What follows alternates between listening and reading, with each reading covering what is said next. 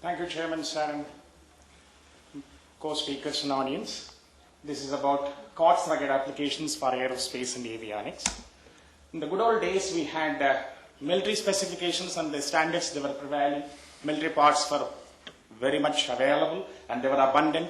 There were a number of mill manufacturers. There were no issues with reference to using the mill components in avionics and aerospace. Subsequently, when there was a decay in the mill components production and the IC suppliers and the manufacturers of commercial items exited the military and aerospace markets, and the DoD acquisition reform took place in 1996 for COTS, in favor of COTS. Then the COTS came in scene. The avionics OEMs started using COTS. And US responded very favorably with reference to the COTS program. What they did is, they went into a program called the Integrated Aerospace Parts Acquisition. In the part 1, they put the electronic component management program in place, for which they defined the standards, that is the documents like IEC 62239 and 4899. And after that, they made the plans, and they got the plans approved by the third vendor like IACQ.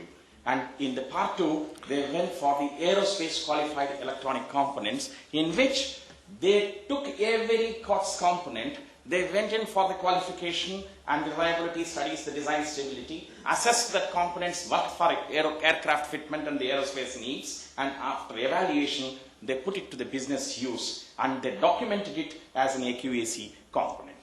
And also, they put all the elements which are required for this particular IAPS program in place. And that's how US really encouraged the entire SME segment in US for COTS production. And this is the model on which perhaps we can emulate and go about. What is COTS? If we see, the COTS is the commercial off the shelf, nothing but the latest technology we're talking about, short developmental cycle, ready availability, and has got reduced acquisition cost. No R&D, no developmental funding, no governmental aid here, and lower support costs, faster technology refresh cycle, and more than anything else, it is on account of the shrinking and vacuum of mill components production, and it can address the obsolescence management very better, and it has got the benefit of adopting all the best commercial practices and the open system architectures. What does COTS mean? It is a sold or leased product to the public, can be straightaway used in our military sites, and it conforms to the industry standards. It is available in multiple and identical copies, not developed and owned by the government, perhaps is a plus factor here, because there are no delays in the programs. And that can be inducted without any development cost. What will COTS do? In fact, I would put this particular aspect in every mind of the COTS user, especially all the aerospace and the avionics manufacturers. COTS will put more capability into the hands of warfighter faster. And what is the efficacy of COTS? We will examine some cases of what US has done that gives the credence and the credibility for the COTS usage, and that gives us the imperatives of COTS phenomenon for our aeronautics requirements, and then we see what we have done in India and what we should do further. In the case of US, they first used it for acoustic rapid COTS insertion program. I'll not go into the details. It had accrued a $3 million savings per hull over the legacy of systems, fitted in 3 submarines in first 3 upgrades, 200 times increase in the computing power at 1/10 cost, and it reduced the scheduled maintenance by about 56% and reduced training time 20 weeks to 4 weeks, and 8 million inventory reduction over 4 years. Obviously, JIT was in place. And the NASA, they did for the ground-based command control system for the Hubble Space Telescope, and again prototype built in 3 months, and with 1 million of the legacy code and 1.5 million of the custom code, which is COTS again, and that was put in place. And for the AWACS, it's the mission computer upgrade. 22 COTS CPUs have been used for this particular mission computer, which are absolutely COTS rugged application. Again, U2 reconnaissance fleet, again for radar computer upgrade, and entire interfacing equipment is built on COTS. And 4 COTS projects used by the Boeing company in the software segment. It's a software integrated environment, software reuse library, electrical charge tracking system, and configuration and manufacturing resource management. These projects have been put in place in Boeing, which are COTS based. US DoD again went in for global transportation network, Navy's radar tracking system, and about 2,000 satellite ground system, totally COTS based. Now, come to the important aspect which is the Joint Striker Fighter, which is a planned supersonic multi-role combat jet, to replace Lockheed Martin F-16, A-6 bomber, and Marine Corps F-14 fighter, and F-18 fighter bomber, and 8B jump jet. All these things are meant to be replaced by the Joint Striker Fighter, and this has got many COTS programs in place, extensive use of COTS hardware and open systems architecture, and what the manufacturer says is, nothing gets on the aircraft unless it is affordable. Therefore, by use of COTS, we have an advantage of cost reduction and a broad variety and affordable architecture with a higher performance. And this is the Scout Attack helicopter. The 1999 avionics baseline, it called for complete change in the microprocessor and the complete passive sort fiber optic data bus. And Epic COTS was used, PI-based backplane was used, and Intel platform was used for this particular attack helicopter. And Marine Corps Boeing B-22 tilt-rotor aircraft, this also went in for COTS-based complete processor technologies. This is Swing Bomber. Again, I got another example to quote you.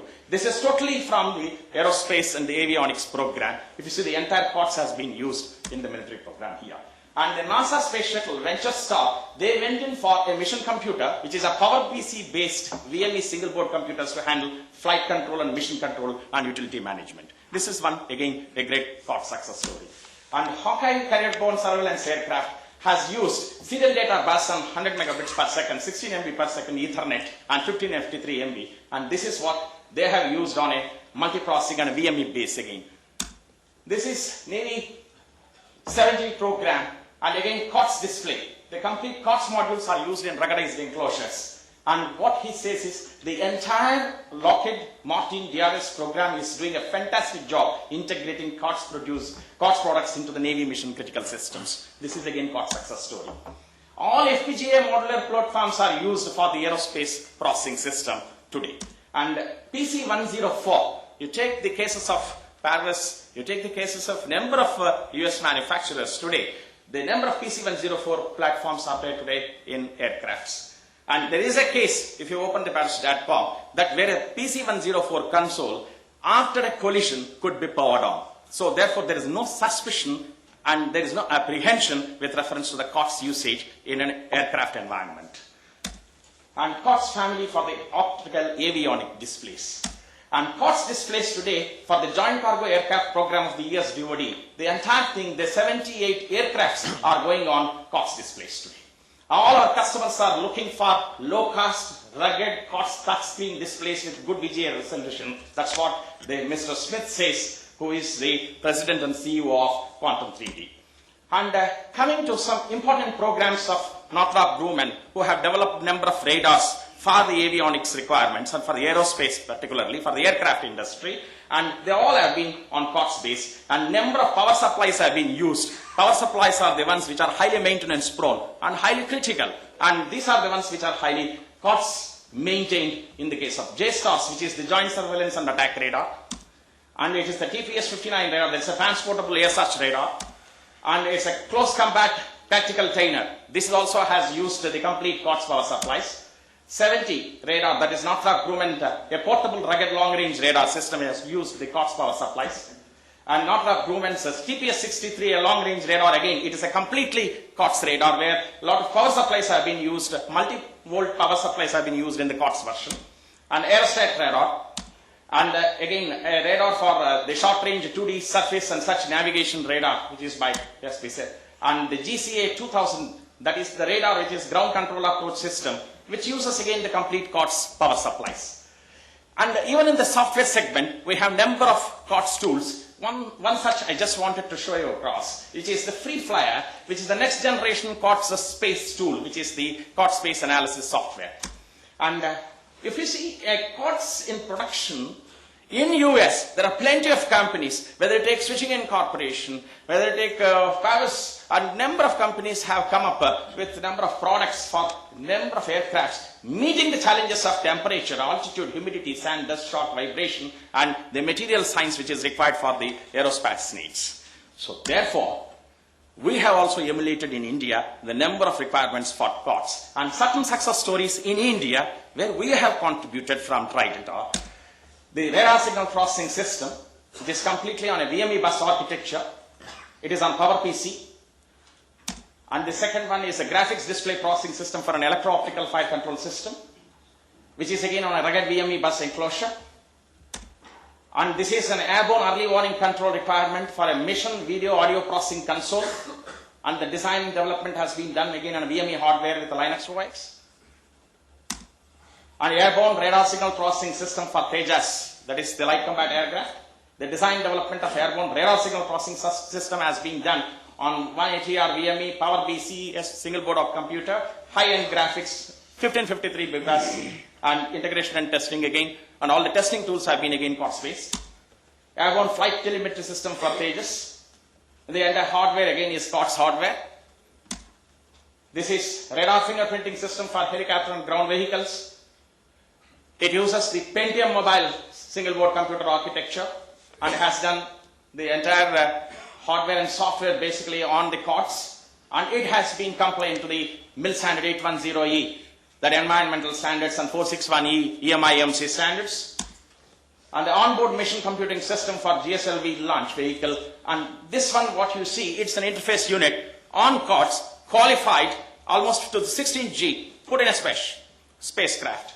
And this is also on COTS based. It's on a CPCI hardware, that is. And for the Prithvi and Agni missiles, a simulator has been made, again on 461E compliant. It is on a Linux OS. What are the lessons learned? COTS offer many benefits.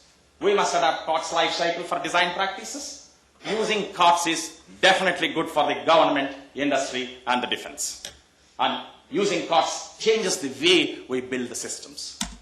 And what are the COTS items we are talking about when I say COTS? What are the items? Everything is available in COTS. We talk about single board computers, processing IOs, risk and chassis fits, ATRs, auto-use displays, all systems, FPGA products, and all interfaces like 1553BI, PC104 architecture items, open source architectural solutions, power supplies, displays. In addition to all this, all the ERP solutions, all the reliability maintenance studies with reference to the RELEX, etc., they are all available on, and another speaker just now said, he has emphasized the need for FRACAS, failure repair and corrective action system. That's available on RELEX, and that is on a COTS application.